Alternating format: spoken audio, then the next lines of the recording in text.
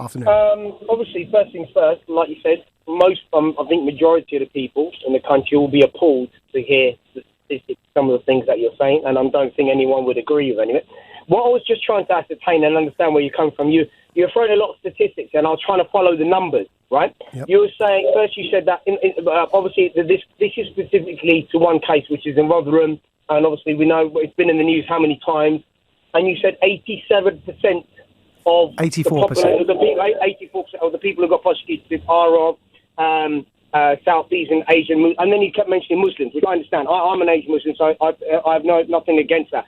But then you started mentioning the population of this country, and then saying there are 3% Muslims and things like that. But which I think, you're comparing apples and pears, because this is one specific case to one specific area within England, which is in Rotherham, okay? And the people that were prosecuted or have been prosecuted or are still being investigated in that specific case or in the Rotherham, which is, mind you, you know as well as I do, highly populated. A majority of the people there are Asian or Southeast Asian anyway. It's not the same as Essex or London or Cornwall.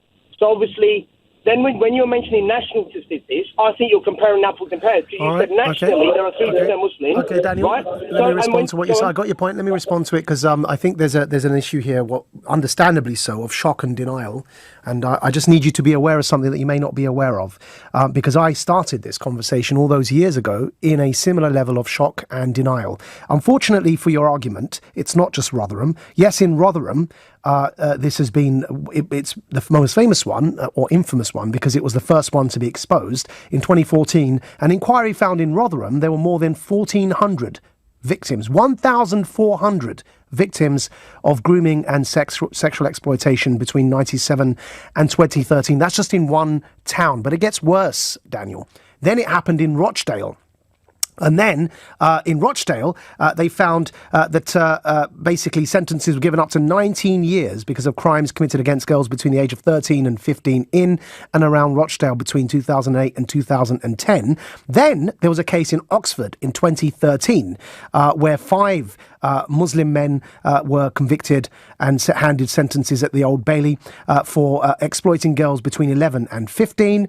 All of the men were of Pakistani origin, except for 2 who were North African, also Muslim. Then it was in Bristol, where 13 Somali Muslim men were jailed for more than a total of 100 years after they were convicted in 2014 of running an inner-city sex ring. Then in Aylesbury, 6 South Asian men were jailed in 2015. For grooming underage white girls between 2006 and 2012. Then, in Peterborough, a total of 10 men were convicted of child sex crimes in the town. And the boss, Muhammad Khobaib, who was originally from Pakistan, he was jailed for 13 years at the Old Bailey after he was found guilty of forcing a 14-year-old girl to perform a sex act on him. And then Newcastle, and Daniel, you know what? It's too depressing to carry on. It goes on and on.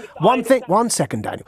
The pattern in all of these, overwhelmingly, is South Asian Muslim men, primarily Pakistani, sometimes Somali Muslims, sometimes North African Muslims.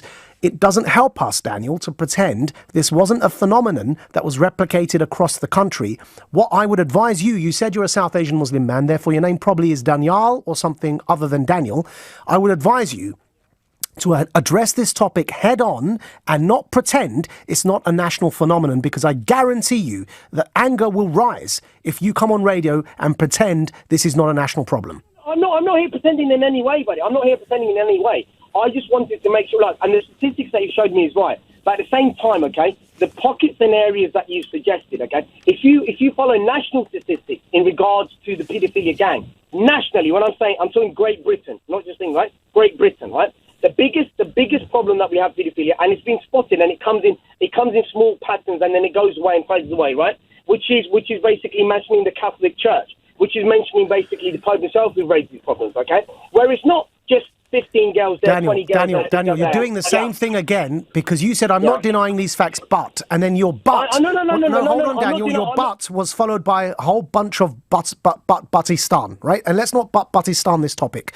I said and made very clear, if the majority of country is white, then it's natural to see the majority of representation in any crime to be by white people, because we're living in a majority white country. What is concerning is if pockets of our country, communities like ours, Daniel, yours and mine, are disproportionately involved in any one type of crime. That disproportionate number raises questions about our attitudes, our meaning British Pakistani men, our attitudes towards the rest of society, and whether we have a Muslim supremacist attitude. One of the defendants in this case, Daniel, I'm sorry you're not going to like hearing this stuff, but the truth doesn't necessarily care about your feelings. One of the main defendants in trial argued that it's his religious right to have sex with underage girls, and that was his defence. Look it up, Daniel. It is unbelievable. And you and I know that that kind of argument gets bandied about. You and I know, and if you don't believe me again, look it up, that in Pakistan, your and my country of origin, where our parents are from, when they tried to raise the age of sexual consent, it was shot down by the Ideological Council of Guarding Islamic Culture in Pakistan, shot down in Parliament and deemed blasphemous for trying to raise the age of consent. Because religion gets involved, culture gets involved. We've got to be able to have this conversation without being in denial, Daniel. Oh, no, I'm not in denial in any way. And I appreciate everything you're saying. Yeah. No. And what you going to, the way in which way I think these guys should be treated, I can't even say on the radio, because I've got 2 kids, and one's a girl and one's a boy, right? So I would never, and I can say it 100%. It shouldn't be allowed in even 1%. There should be no statistics where this is allowed. Yeah. But I'm just saying the way you were portraying the conversation, the way you were pronouncing the statistics, the amount of times that you mentioned Muslim Pakistani men. That's who's involved in it. That's the truth. No, I'm sorry, the statistics don't give a damn about your feelings, Daniel. I'm not hurt. You sound hurt. You sound defensive. No, I'm not hurt. You know what you should have done, Dan? You know what you should have done? I really wish, because you said you're a Pakistani man, I really wish, for goodness sake, after the appeal I put out on the radio, I wish you'd called up and your first thought had been about these underage young white girls, the victims. I wish the first thing you did is call up this radio and say how disgusting to do this to these underage young victims. Instead, you want to obfuscate and talk to me about how I'm, giving statistics that you don't like. And it's just, this is what frustrates me, Daniel.